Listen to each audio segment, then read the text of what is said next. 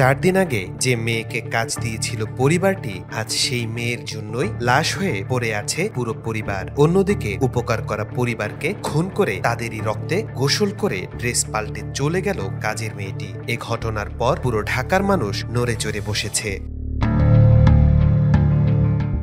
পবিত্র কোরআনের একটি আয়াত, কুল্লু নাফসিং যায়কাতুল মাউত, অর্থাৎ প্রতিটি প্রাণীকে মৃত্যুর স্বাদ গ্রহণ করতে হবে। মৃত্যু অনিবার্য জেনেও আমরা আশায় বুক বাঁধি, স্বপ্ন দেখি, নিজের পৃথিবী সাজাই। যদি হঠাৎ করে সেই পৃথিবী ভেঙে তছনছ হয়ে যায়, তাহলে নিজেকে কি বুঝ দিবেন? তার থেকেও বড় প্রশ্ন হলো, যেখানে স্বাভাবিক মৃত্যুই আমরা মানতে পারি না, সেখানে একটা অপমৃত্যুর শোক কিভাবে ভুলবো?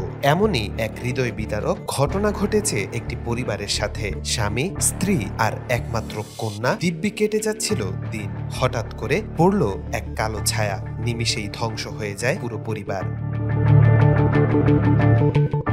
রাজধানীর মোহাম্মদপুরে নিজ বাসায় ছুরি মেরে ক্ষত বিক্ষত করে হত্যা করা হয়েছে মা ও মেয়েকে, যার সন্দেহের তীরে রয়েছেন ওই বাসার নতুন নিযুক্ত কাজের মেয়ে আয়েশা।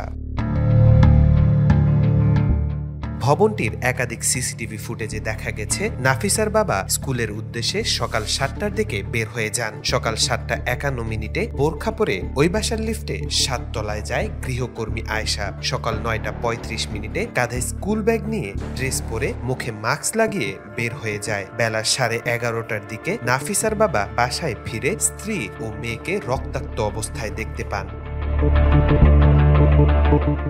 প্রতি বছর মেয়ের বার্ষিক পরীক্ষা শেষে ছুটি কাটাতে গ্রামের বাড়িতে যেতেন ঢাকার মোহাম্মদপুরে ছুরিকাঘাতে খুন হওয়া মা ও মেয়ে। এবারও আসার কথা ছিল কিছুদিনের মধ্যেই, কিন্তু আসলেন ঠিকই, তবে নিথর দেহ নিয়ে। এমন নৃশংস হত্যাকাণ্ড মেনে নিতে পারছেন না পরিবার ও স্বজনরা।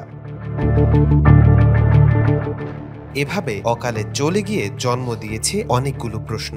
মানুষ নিরাপদ কোথায়? নিজ ঘরেও কি আমরা নিরাপদ? আর কত প্রাণ দিয়ে শুধরাবে দেশের মানুষের নিরাপত্তা? তাওফিকুল ইসলাম, আজকাল।